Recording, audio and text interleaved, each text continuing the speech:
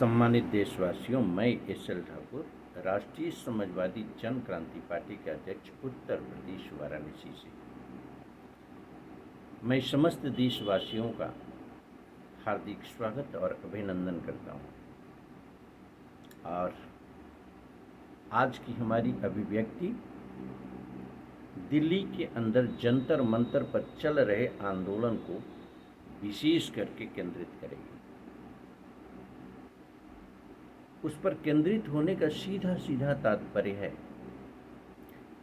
NEET leak paper सहित भ्रष्टाचार का मुद्दा।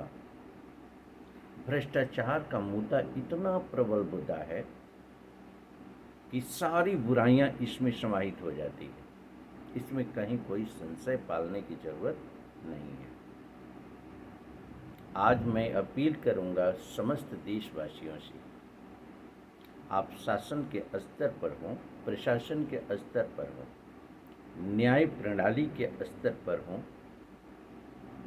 देश की तमाम सरकारी संस्थाएं हो या प्राइवेट सेक्टर हो, देश की हमारा कोई भी संस्था हो, चाहे सामाजिक संगठन हो, चाहे राजनीतिक संगठन हो, मैं आप सभी से अपील करना चाहता हूं कि आज देश के अंदर जंतर मंतर पर चल रहे आंदोलन की गूंज देश में ही नहीं, ये अंतर्राष्ट्रीय स्तर पर पूरी तरह से जाना जा रहा है। इसकी गूंज विदेशों तक जा रही है। हमें अब जरूरत है अपने देश के हितों को संरक्षित करने की। हमें अब जरूरत है मानवीय मूल्यों के संरक्षण की, सामाजिक संरक्षण की।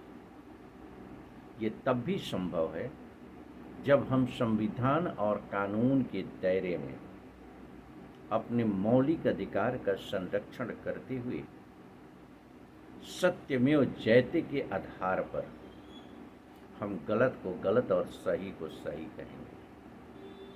अब वक्त आ गया है, हम सभी को इस विषय पर सोचना चाहिए और सत्य के साथ खड़ा होना चाहिए। राष्ट्रीय समाजवादी जन क्रांति पार्टी की आप सभी से अपील, लड़ाई होती है दो विचारधाराओं की, एक नकारात्मक सोच, दूसरा सकारात्मक सोच। एक सत्य के रास्ते पर चलने वाले लोग, एक असत्य के रास्ते पर चलने वाले लोग। अब आपको तय करना है कि आपको कहाँ किस रूप में रहना है। मैं अनुरोध करूंगा सभी से कि आप किसी भी दल के, सामाजिक संगठन के हो, राजनीतिक संगठन के हो, आपको सत्यमेव जयते के आधार पर सत्य के साथ आकर खड़ा होने की जरूरत है। आज देश के अंदर भ्रष्टाचार, अन्याय को लेकर, संविधान और कानून के दुरुपयोग को लेकर, अधिकारों के दुरुपयोग को लेकर के जो स्थिति क्रिएट की गई है, यह कहना अतिशयोक्ति नहीं होगा कि जैसा कि मैंने पहले ही कहा था कि भ्रष्टाचार में सारी बुराइयां समाहित हो जाती है, चाहे वो अनियंत्रित महंगाई ही क्यों न हो, शिक्षा की गिरता हुआ स्तर ही क्यों न हो, सामाजिक असमानता क्यों न हो, नफरत की राजनीति क्यों न हो, अन्याय अत्याचार क्यों न हो, सभी समाहित हो जाते हैं। आज उसके विरुद्ध अगर आवाज उठ रही है तो हमें पूरी तरह से समर्थन में खड़ा होने की जरूरत है।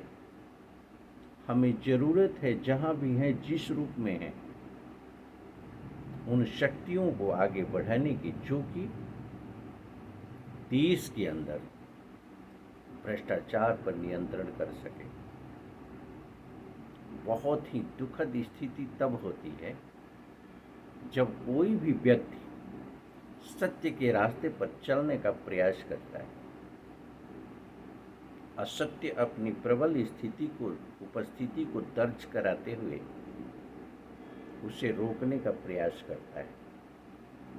इस कड़ी में मैं कहना चाहूँगा विशेष करके कि जंतर मंतर पर चल रहे आंदोलन का अगर अलगाववादी नीतियों के समर्थक मानते हैं आप, दहशतगर्दी के दृष्टिकोण से आप देखते हैं, तो मेरा एक ही सवाल है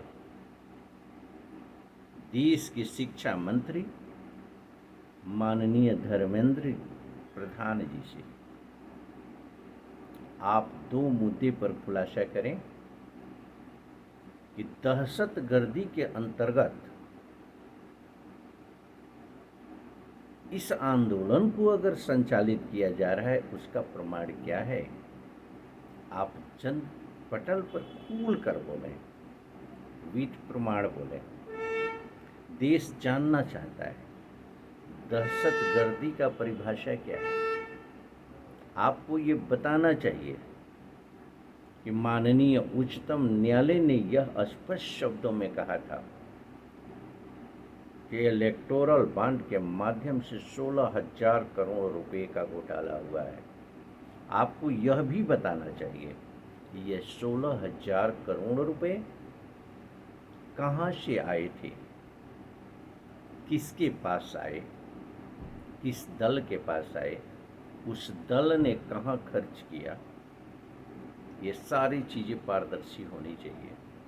देश को यह बताना चाहिए कि चुनाव में होने वाले खर्च कहाँ से आते हैं और कहाँ जाते हैं, किस रूप में खर्च होते हैं। तमाम साक्ष्य के बावजूद भी नामांकन फार्मों में त्रुटियां की जाती है।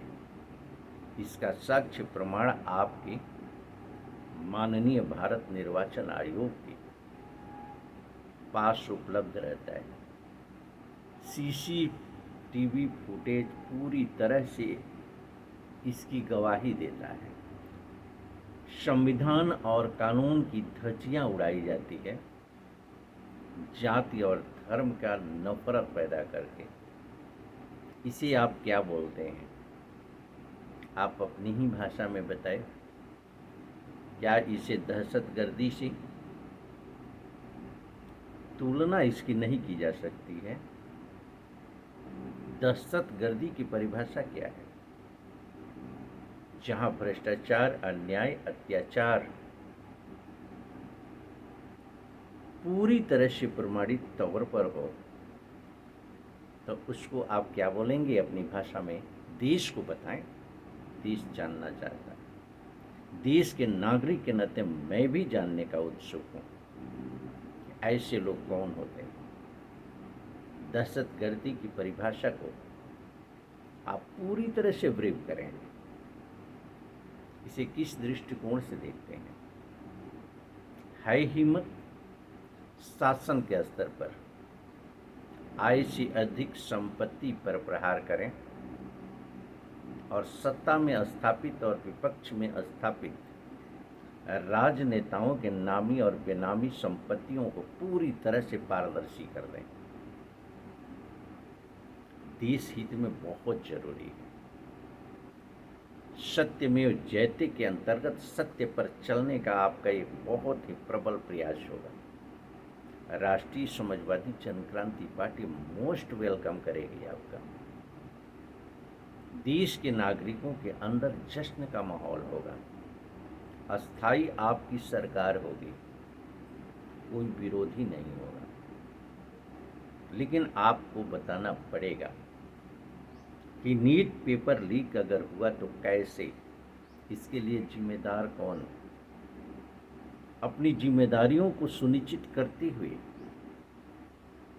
अपने आप सहित संलिप्त लोगों पर ईमानदारी से जिम्मेदारियां सुनिश्चित करनी होगी।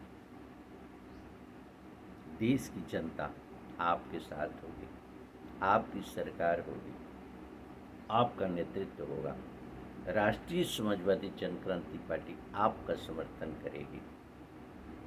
आप आए ना, बढ़े ना, क्या बुराई। हम तो चाहते हैं बेहतर सामाजिक संरचना, हम तो चाहते हैं व्यक्तित्व का विकास, हम तो चाहते हैं समाज का विकास। हम चाहते हैं देश का विकास। आप अब जवाबदेही सुनिश्चित करें ना, संबंधित विभागों के अधिकारियों की जवाबदेही सुनिश्चित करें, कार्यों की समीक्षा सुनिश्चित करें, मोबिलिटी को लागू करें। हम सभी आपका स्वागत करते हैं। राष्ट्रीय Samajwadi Jankranti party most welcome करेगी।